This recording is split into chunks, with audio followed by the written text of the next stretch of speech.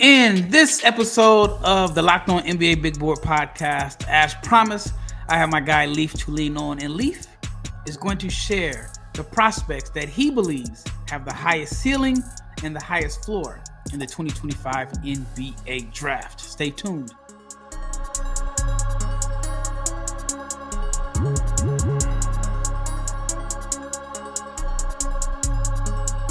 Big shout out to each and every person that has made the Locked On NBA Big Board podcast your first listen of the day. I'm your host, Rafael Barlowe, along with my co-host, Leif Thulin, the man that watches more college basketball than anyone else. And I can pretty much assure you that Leif is probably spending his days in his free time watching full college basketball games as we prepare for the 2025 NBA draft. But before we get started on Leif's prospects that he believes has the highest ceiling or have the highest floor, let's talk about the Locked On newsletter, because it is your one stop for ultimate team and league coverage delivered right to your inbox every day. So whether your favorite team is in the playoffs or preparing for the 2025 NBA draft, check it out at lockedondaily.com. And if you are not subscribed to the YouTube channel, please subscribe, like, share, comment, click the bell, so you can be notified every time we drop an episode, because we are your daily source for NBA draft content. All right, Leif, it's been a little while. I guess it's probably been a week and some change since we last jumped on a pod together. I want to ask you, before we get started, what is your thought on just all the latest draft news that is coming out from players that are like not even testing the waters because they're going back to school, to the guys that are testing the waters but have entered the transfer portal? And then lastly, and it's kind of been a topic that I've talked about a lot with just people that I speak to consistently, is what's up with all these guys that have no college eligibility left that have entered the transfer portal?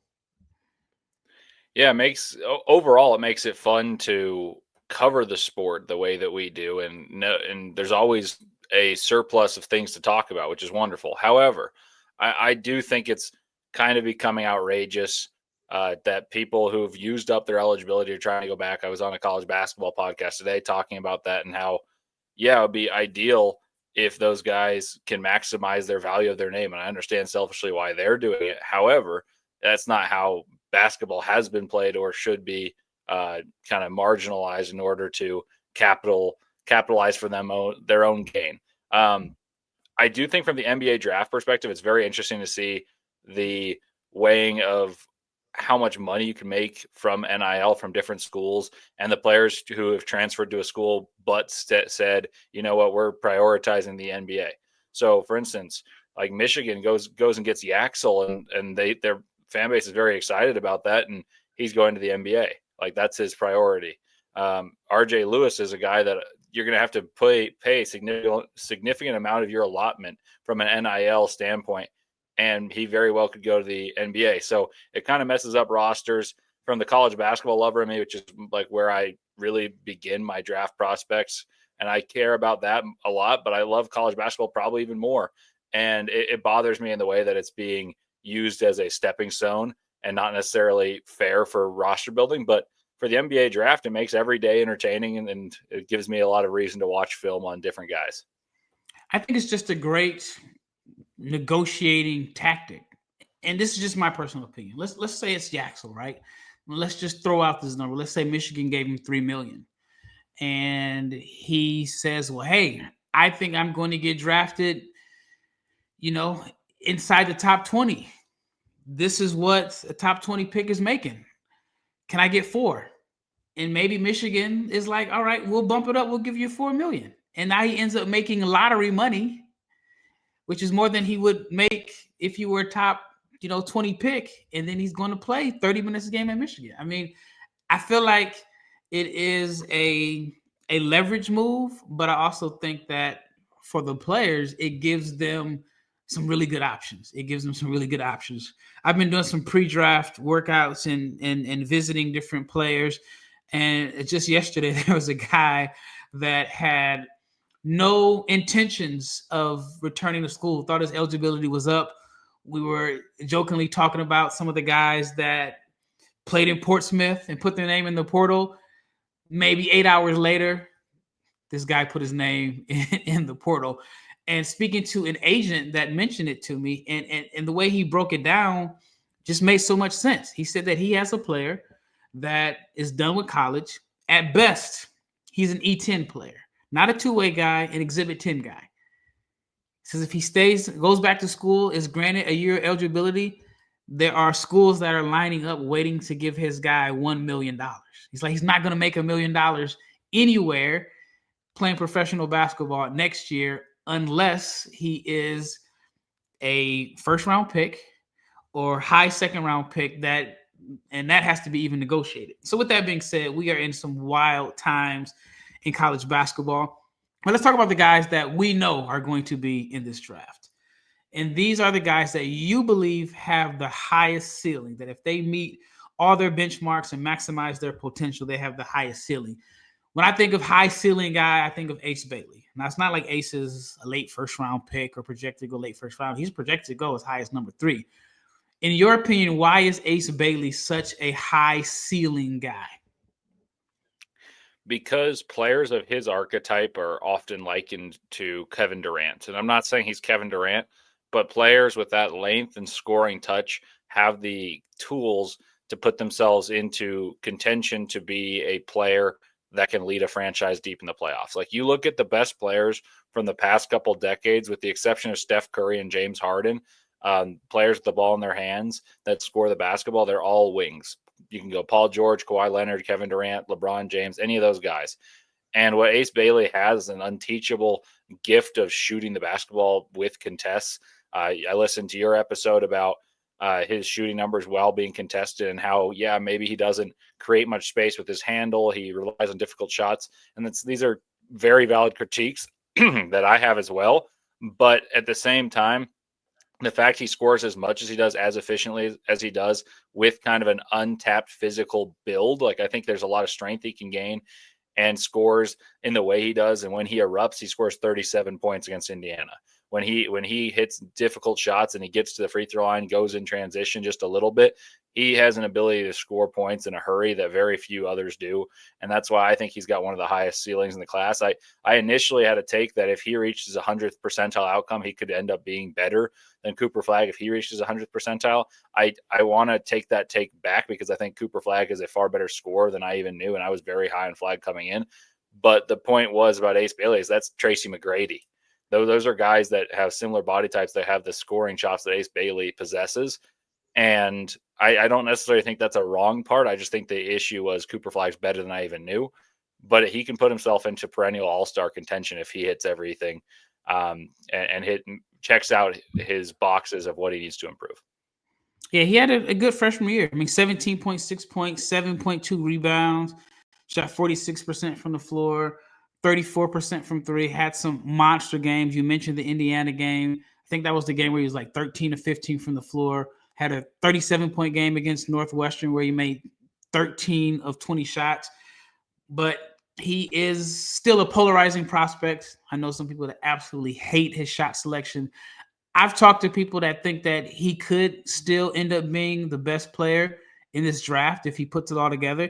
And I've talked to people that think that he is going to be a bust. And those are the people that just really do not like the shot selection. All right, let's talk about Derik Queen. You also feel like Derik Queen has a very high ceiling. If Derik Queen maximizes his potential and he reaches all of his benchmarks, what type of player is he? Do you have like a comparison, or who is he? What does that look like? I don't know if it's a one-to-one comparison, but I think there are some similarities between he and Domantas Sabonis. I think he's an all-star caliber big if he reaches his ceiling.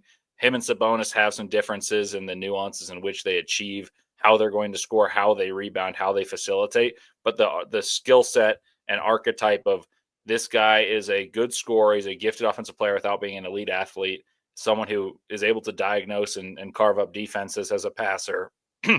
Those are the things that stick out to me. I think he's a guy who can score 20 points, get you 10 rebounds, 4 assists. And we saw Alperen Sengun become an all-star this season.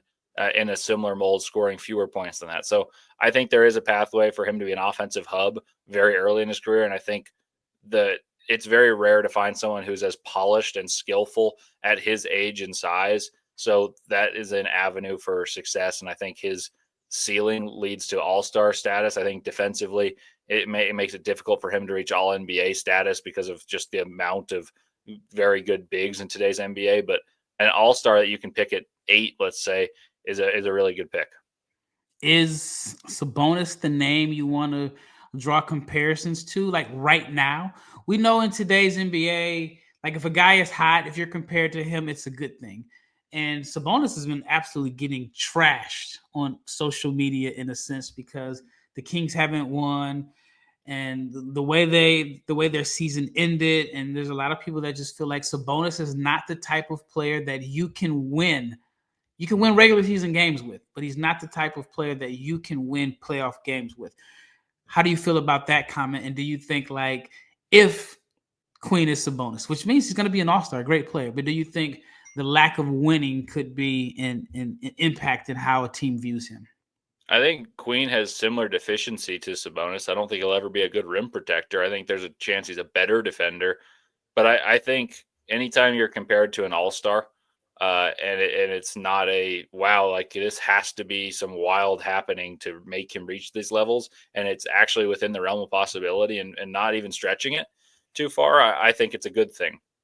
I mean, Domantas Sabonis was picked 11th. That was kind of seen as a stretch in the draft. It picked 11th year, multi-time All-Star and All-NBA threat each year. Let's say Queen goes 8. That's a huge success from 1989 to 2019. So 30-year stretch. There was only one pick at number 8 overall that was a All-Star. So if he was picked 8th, and I'm just throwing that as an arbitrary number, that would mean he is an excellent pick, regardless of how you spin it. Whether Sabonis is a championship-winning player or not is irrelevant to the comparison, in my opinion. All right, up next, we're going to talk about VJ Edgecombe. And Leif is going to explain why VJ Edgecombe is in his category of high-ceiling players in the 2025 NBA draft. Did you know that your Fire TV is also an Xbox? You can turn any TV into your gaming and entertainment hub with Fire TV Stick 4K devices. No console is required. All you have to do is grab your paired controller, subscribe or sign into Xbox Game Pass Ultimate with EA Play included. You are ready to play, so you can dive in on hundreds of premium titles from EA Sports College Football 2025 to Call of Duty as easily as you stream your favorite shows. It is gaming made simple, and it is all on your Fire TV. And with 4K streaming, you can watch more than 1.5 million movies and TV episodes from your favorite subscribed devices or services like Netflix, Prime Video, Disney Plus, Max, and more. So head over to Amazon.com/Fire TV Locked On to get started. Your Xbox Pass Ultimate subscription and compatible controller are required. It is available on select devices, including Fire TV Stick 4K, Fire TV Stick 4K Max, and Fire TV Cube. All right, second segment, VJ Edgecombe. What do you have? Top 5, top 7? I have him 5 right now. I'm nervous about him. Like he's the guy that if the Jazz draft him, I will have the hardest time talking myself into picking him. And the reason he's top 5 is because he has a high ceiling. And I've been very consistent for over the last couple of years we've worked together that if I'm drafting for a team in the top 5, I'm going to take someone with a potential to be an all-star. Notably, when the first year we worked together, you and I both were on Paolo Banchero being number 1. But that year, everyone had Jabari Smith. And I told you, like, why? He's Rashard Lewis if you're lucky. Like, that's not a guy that's going to be a multi-time all-star in the face of a franchise. Like, you shouldn't take that guy 1. I said the same thing about Reese Sachet this past year. Now, back to VJ Edgecombe. There is a world in which his athleticism provides an avenue for him to be a very good offensive player using his slashing, and he's not a bad shooter. I don't believe he's as good a shooter as the tail half of the season indicated, because I saw a guy who blended in against inferior competition, didn't stand out whatsoever other than just like, wow, he jumped high to grab a rebound. So that terrifies me. I do think the issue with VJ Edgecombe becoming the guy who's can be a franchise changer stems from the fact that I don't see his dribble creation being all that great.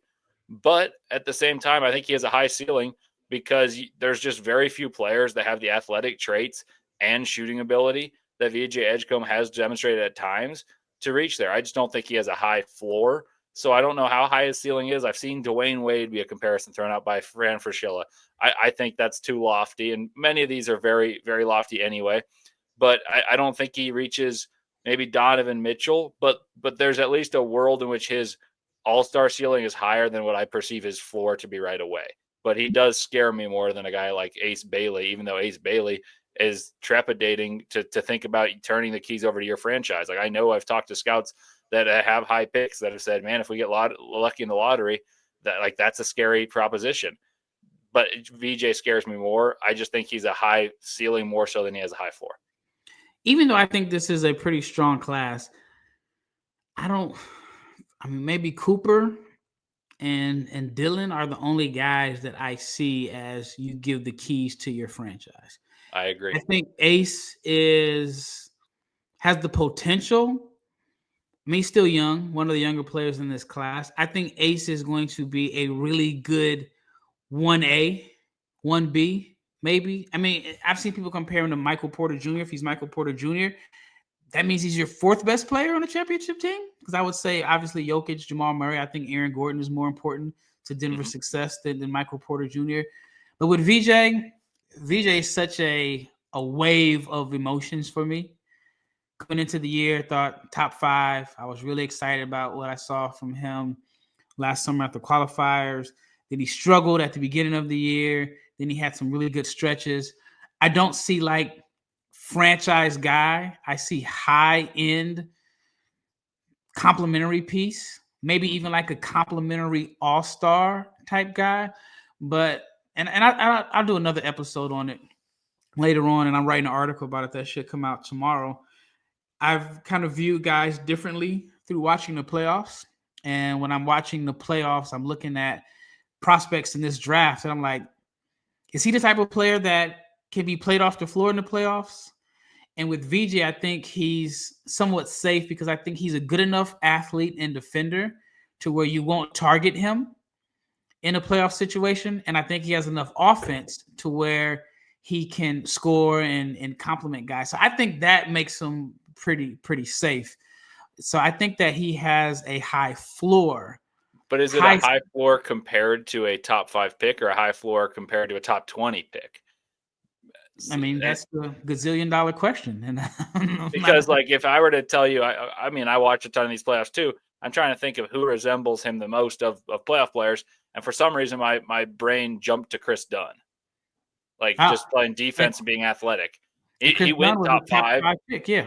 Yeah, but that was not a player that's reached a high ceiling whatsoever. I think the slashing nature of his game has become modernized because he's got a jump shot and he shoots well from the free throw line and he defends. Like, I like what he does to round out his game. But the reason I'd say he's high ceiling is because while he doesn't need to have the ball in his hands, he still can be valuable in those regards. And if he has the ball in his hands and he reaches the level of dribble creation, I think you're looking at a Victor Oladipo, Donovan Mitchell type. And like you said, there's only 2 guys in this class I really feel confident about turning the keys over to my franchise. So he's got a high ceiling compared to where the class is, in my opinion. To me, yes, the ball handling and the shot creation is something that you would like to see him really get better at. But to me, the biggest glaring hole in this game is that despite him being a phenomenal athlete, he's just not a good finisher at the rim. In the half court, he only made 48.9% of his shots at the rim.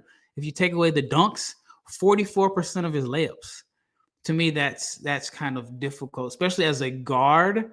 That's a phenomenal athlete. Yes, he probably and he does have some good touch shots. Like, he has good touch around the rim, but that's kind of alarming to me. If a guy whose best trait is supposed to be his athleticism and his slashing, and he's not a good finisher. There is nothing like the atmosphere of the NBA playoff game. I live in Dallas. I went to all of the Mavericks playoff games last year, and unfortunately, they didn't make the playoffs this year. But I can tell you, every bucket, every defensive play, every moment feels huge in the playoffs. It's the electricity in the arena. And with Game Time, you can be part of it without the stress of last-minute ticket hunting. Game Time makes it fast and easy to get playoff tickets, even when the demand is sky high, except in Memphis. But prices on the app actually go down as the tip gets closer, and they have last-minute deals that can save you up to 60%. And what I love about the app is that they have all-in pricing, so there's no surprise fees at checkout. What you see is what you get. So take the guesswork out of buying tickets with Game Time. Download the Game Time app, create an account, use the code LOCKEDONNBA for $20 off your first purchase. Again, terms apply, but create an account, use the redeem code LOCKEDONNBA for $20 off. Download Game Time today. Last minute tickets, lowest price, guaranteed. All right, let's talk about Jeremiah Fears. I agree with Jeremiah Fears. I think he's one of the best high ceiling prospects. I absolutely love guards that can consistently get 2 feet in the paint. And that is Jeremiah Fears. And I think he's going to look better with NBA spacing, with strength. Does have some of the same finishing issues as VJ, but I also feel like his finishing issues had more to do with lack of strength, while VJ was more physically mature than Jeremiah Fears. I feel like with Fears, any little bit of contact was easy to kind of bump him off his spot. And I think once he gets more core strength, he's going to be a better finisher. But why do you think Jeremiah Fears is such a high ceiling prospect? I love what Jeremiah Fears has in terms of his internal belief. Like, he didn't play on an overwhelmingly talented team, and he made that team a threat to win big games. Jeremiah Fears is the type of guy that you can hand the ball to and know you're going to have a chance in a basketball game, and he'll create for others, he'll score for himself, and he's fearless. No pun intended there. And what he is a dynamic scorer. And the day he hit that game winner against Michigan and kind of put himself on the map, I called my friend right as it happened. I said, do you think Fears is a higher ceiling than Trey Johnson and VJ Edgecombe? And then we even talked about the ceiling of Ace Bailey. And we both said, like, absolute ceiling, I think Fears has the best chance because he'll have the ball in his hands. You can't guarantee me that VJ Edgecombe would have the ball in his hands. You can't guarantee me that Trey Johnson will see someone like I think he could and just turn the ball into, you're a great offensive weapon, go score the ball, and facilitation will happen.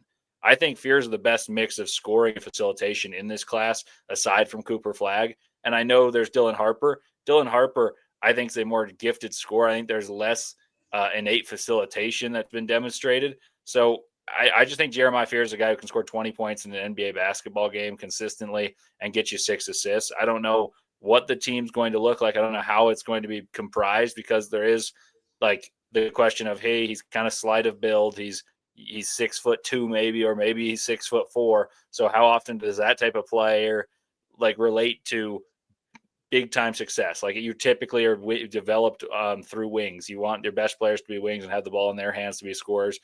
But he's just got it, man. Like, you watch him play, and he inspires belief that he can be an NBA star, in my opinion. I agree. I'm high on him. I would take him. I think I'll take him no lower than 7. No lower than 7. And I could see him being a top 5 pick, just because like I said, the speed, the confidence. He played his best basketball late. Oklahoma needed him to be phenomenal to win, to have a chance. And there were times where he was. And I still think that there's a lot of room for improvement. And I know the outside shooting is like one of the weaknesses that people talk about. But if you look at his free throw percentage, he was a very efficient free throw shooter. I think he shot like 84% from the foul line. So I'm with you on Jeremiah Fears. Well, you know what? This episode is going to have to be broken up into 2 parts. And in the next episode, Leif and I, we're going to talk about Leif's high floor prospects, the guys that he believes are basically safe. So stay tuned for that episode. Once again, thank you for making this your first listen of the day. Maybe it's your second listen of the day, but we thank you for your support. Check out the Locked On newsletter at lockedondaily.com. We are out.